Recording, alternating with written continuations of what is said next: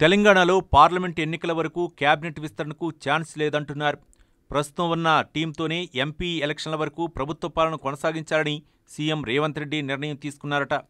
ఈ నెల 7న సీఎంతో పాటు మరో 11 మంది మంత్రులు ప్రమాణ స్వీకారం చేయగా శుక్రవారం 4 ఎమ్మెల్యేలకు విప్ బాధ్యతలు అప్పగిస్తూ సర్కారు ఉత్తర్వులు జారీ చేసింది. వారితోనే లోక్సభ ఎన్నికల వరకు పాలన సాగించాలని సీఎం డిసైడ్ అయ్యారట.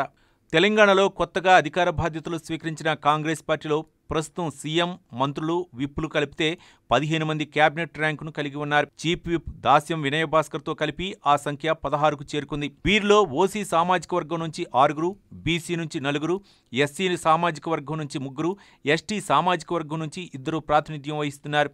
దీంతో అన్ని వర్గాలకు సమన్యాయం చేశామనే ఫీలింగ్లో కాంగ్రెస్ పార్టీ ఉన్నట్లు కనిపిస్తోంది. పార్లమెంట్ ఎన్నికల వరకు ఇదే టీంతో పాలన కొనసాగించడం వలన ఎలాంటి డిస్టర్బెన్స్ లేకుండా ప్రభుత్వం ముందుకు సాగుతుందని సీఎంతో పాటు కీలక మంత్రులు అభిప్రాయాలను వ్యక్తం చేసినట్లు తెలిసింది.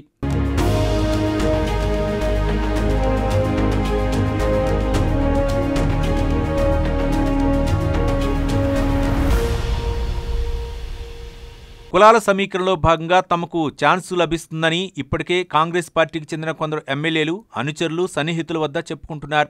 ఈ అంశం ప్రభుత్వం దృష్టికి కూడా వెళ్లిందట. దీంతో ఇప్పటికిప్పుడు క్యాబినెట్ విస్తరణ చేస్తే పార్టీలో స్వల్ప గందరగోళ పరిస్థితులు వస్తాయని సీనియర్ నేతలు భావిస్తున్నారు. అందుకే రేవంత్ రెడ్డి క్యాబినెట్ విస్తరణను హోల్డ్లో పెట్టారంట. అయితే ఏఐసీసీ ఆదేశిస్తే విస్తరణ చేయాల్సిందేనని పార్టీ నేతలు అంటున్నారు. మరోవైపు కార్పొరేషన్ పదవుల కోసం కూడా చాలామంది నేతలు ప్రయత్నాలు మొదలుపెట్టారు. రాష్ట్ర వ్యాప్తంగా వివిధ శాఖల్లోని 56 కార్పొరేషన్ చైర్మన్ల పదవుల కోసం కాంగ్రెస్ పార్టీ నేతలు సీఎం, మంత్రులు, అగ్రనేతల చుట్టూ ప్రదక్షిణలు చేస్తున్నారు. వీటిని ప్రకటిస్తే కూడా పార్టీలో కొంత అసంతృప్తి రాగం వినిపించే అవకాశం ఉందని సీఎం రేవంత్ రెడ్డి ముందస్తు చూపుతో వీటిని కూడా పార్లమెంట్ ఎన్నికల వరకు ఆపాలని భావిస్తున్నట్లు సమాచారం. సీఎం బాధ్యతలు చేపట్టినప్పటి నుంచి రేవంత్ రెడ్డి పాలనలో తన మార్కును చూపించే దిశగా ముందుకు సాగుతున్నారు.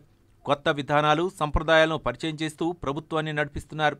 మరో 2 నెలల వరకు కూడా ఇదే పందాలో పోవాలని సీఎం ఆలోచిస్తున్నారట. అన్ని శాఖలకు కీలకమైన అధికారులను నియమిస్తూ వివిధ విభాగాలకు కూడా సమర్థవంతమైన పీహెచ్ఓలను నియమించే దిశగా రేవంత్ రెడ్డి తన పాలన కొనసాగిస్తున్నారు. సీనియర్లు, రాజకీయ నిపుణులు, ఉన్నతాధికారుల అభిప్రాయాలను సేకరిస్తూ అడ్మినిస్ట్రేషన్ ఆఫీసర్లు జాబితాలను తయారు చేస్తున్నారు. పార్లమెంట్ ఎన్నికల తర్వాత రాజకీయ నామినేటెడ్ పదవులపై దృష్టి పెట్టే అవకాశం ఉందని పార్టీ నేతలు అంటున్నారు.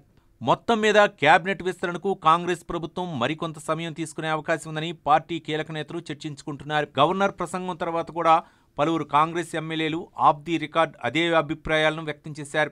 అయితే క్యాబినెట్ విస్తరణ, కొత్త మంత్రుల ఎంపికలో సీఎం హైకమాండ్దే తుది నిర్ణయమని మరికొంతమంది శాసనసభ్యులు అంటున్నారు.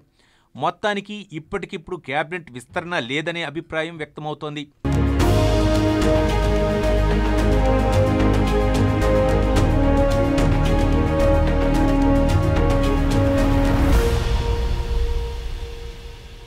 ఈ వీడియో కనుక మీకు నచ్చినట్లయితే లైక్, షేర్ అండ్ సబ్స్క్రైబ్.